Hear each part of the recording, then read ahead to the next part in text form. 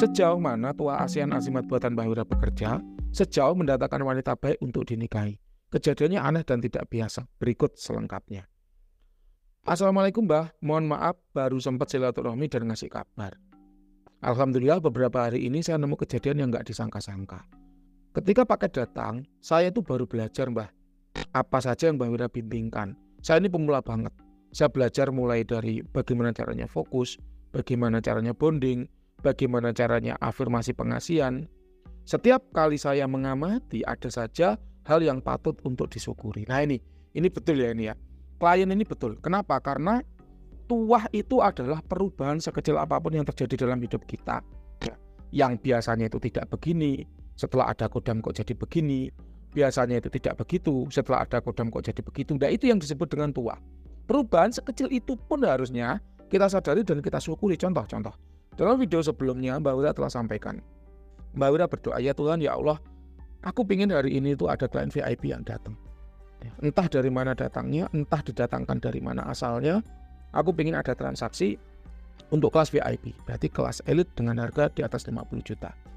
Ketika kemudian Mbak Wira afirmasi kepada kodam, wahai kodam-kodamku, kalian tahu apa yang harus dilakukan ketika aku berdoa seperti itu. Kalian tahu apa yang harus kalian kerjakan dan bagaimana cara melakukannya. Kerjakan dengan sebaik mungkin dengan menggunakan kekuatan kalian, energi portal atau apapun itu yang bisa mendatangkan klien VIP agar terjadi transaksi dan ada rezeki yang masuk di hari itu. Kemudian setelah Mbak Wira amati satu hari, yang masuk adalah orang bayar angsuran misalnya 500.000, 1 juta. Itu ya tetap kita syukuri Pak. Di hari itu ternyata adanya orang yang terawangan 300.000 terawangan badan, 200.000 terawangan benda. Ya tetap kita syukuri. Kenapa? Kalau kita bersyukur, nikmat kita itu ditambah Pak. Sedangkan kalau kita menggerutu, ngeluh, alah apa ini, saya mintanya itu 50 juta kok cuma dikasih 200.000, kurang. Nah itu namanya kufur nikmat. Ingat, kalau Anda tidak bersyukur, sungguh ya siksaan Allah itu sangat pedih gitu Pak. Jadi ya tetap kita syukuri berapapun rezeki yang masuk, dibanding hari itu tidak ada rezeki yang masuk sama sekali, dibanding motor kita malah bocor, mobil ceritanya nampet orang, bukannya di hari itu dapat uang, kita malah keluar uang. Nah ini kemampuan bersyukur seperti ini itu yang langka dan banyak orang yang tidak memilikinya. Makanya ketika Mbak Wira mengajarkan kepada Anda yang baru memiliki azimat, coba diamati, kemudian syukuri, sadari syukuri, sadari syukuri. Karena kunci dari menyadari adanya tuah, menikmati keberadaan tuah itu hanya ada pada sadar dan syukur. Hanya ada gimana? Pada sadar ya kita menyadari dan kita mensyukuri. Cuman itu aja rahasianya. Kita lanjut. Jadi Mbah, kemarin ini baru pertama kali saya alami. Ada orang yang ngajak saya nikah sama kakaknya. Katanya kakaknya ini lagi nyari cowok yang emang bener-bener ke arah sana. Yang ngajak ini orangnya saya baru ketemu sekali. Temen dari teman saya. Tiba-tiba teman saya ini diajak main ke rumahnya. Teman saya bilang ke saya, mau gak kamu ikut main ke rumah orang ini? Ya saya nurut aja Mbak, saya ikut aja. Tiba-tiba saya dikenal sama orang tuanya. Singkat cerita, ortunya ini nyuruh anaknya ini dipanggil keluar. Katanya ada tamu. Lah saya bingung dong Mbak. Baru aja kenal. Nah di sini kakaknya kemudian nggak keluar. Tapi saya dilihatin fotonya kakaknya ini kayak apa. Nah karena udah malam saya kemudian pamit. Besoknya adiknya ini Mbah ketemu sama saya. Ketemunya itu secara nggak sengaja di kantor. Adiknya ini kerja di salah satu instansi. Berarti kan PNS ya, profesi idaman mertua ya. Yang kebetulan hari itu lagi buat kegiatan barengan. Ada joinan ya atau rekanan dengan kantor saya.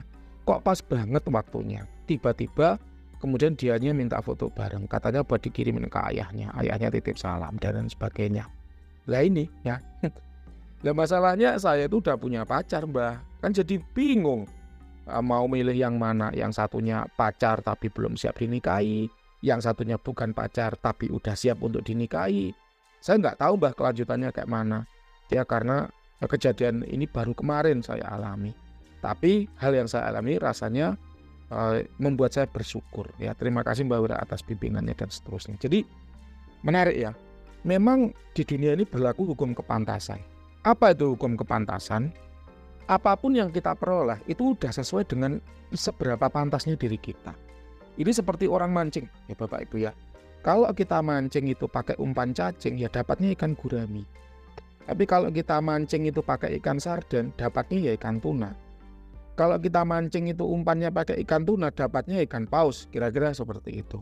Jadi seberapa besar umpan yang kita gunakan itu menentukan seberapa pantas, ya, seberapa besar ikan yang akan memakan umpan kita. Sebagai manusia jomblo gitu ya, ataupun sebagai manusia yang belum menikah, kita pun juga menganut unsur kepantasan.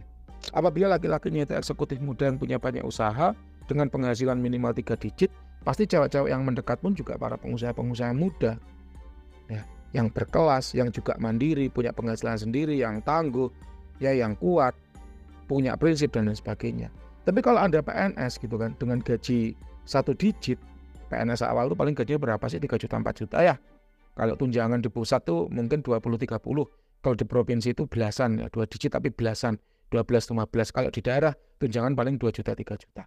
Itu paling dapatnya ya sesama PNS. Karena umpan Anda cacing, dapatnya ya gurame gitu loh. Kalau umpan Anda cacing, jangan harap Anda dapat paus orca. Kalau umpan Anda cacing, ya dapatnya paling ikan nila kan gitu. Kalau kemudian Anda penghasilan di bawah UMR, ya mohon maaf, kalau mau nikah tunggu dulu lah, sabar dulu. Tingkatkan kualitas diri Anda. Ibarat umpan, jangan sampai umpannya itu cuma laron gitu loh. Nanti dapatnya Anda wader pari gitu loh. Ya tingkatkan dulu, besarkan dulu laronnya, kira-kira sebesar cacing, supaya Anda dapat ikan nila, kira-kira begitu. Jadi apa yang kita dapatkan itu sudah sesuai dengan kepantasan diri kita. Rezeki pun juga demikian Bapak Ibu ya. Ketika Mbak Wira ingin mendatangkan klien VIP, ya Mbak Wira harus siap. Katalog Mbak Wira rapi, cakep ya. Kemudian azimat Mbak Wira terbuat dari emas murni. Kemudian bentuknya juga custom, jadi bagus, indah, dibawa nggak malu-maluin. Sehingga ketika kemudian datang anggota DPRD minta untuk di-backingi, Mbak Wira udah siap. Oh iya, azimatnya cakep, ilmunya Mbak Wira cukup, Haji Coro Pasungsangnya level guru, tirakatnya udah lama. Sehingga ketika backingi anggota DPR itu kuat gitu loh. Lah kita kalau cuma dukun baru kemarin sore anggota DPR datang, kita minta di-backingin, tolong backingin saya Mbah gitu. Lah apa kita kuat? Ibarat umpan cacing yang datang paus orca, ya patah cairannya kan gitu. Karena apa? Nggak pantas, belum siap. Sama, laki-laki itu juga gitu. Laki-laki itu punya nilai. Kalau Anda ingin berkelas, ya jadilah laki-laki yang juga berkelas. Ya, kalau kemudian Anda berkelas lalu dapatnya kelas wader pari, ya jangan mau, carilah yang juga sama berkelas. Cuman penyakitnya orang-orang jomblo ini sebenarnya terlalu tinggi yang menaksir dirinya. Mandi aja belum bisa, belum beres itu mintanya dapat pacar. Emang ada Mbak jomblo yang mandi aja belum beres? Ada ya. Kemarin Mbak Wira bagikan dalam komunitas. Gitu ya Bapak Ibu ya. Jadi ingat, kalau Anda ingin dapat paus orca, jorannya ya harus kuat, umpannya ya harus besar, pantas ya. Kalau Anda pengen dapatnya marlin, ya jorannya harus kuat, umpannya juga harus besar, sehingga yang makan itu blue marlin.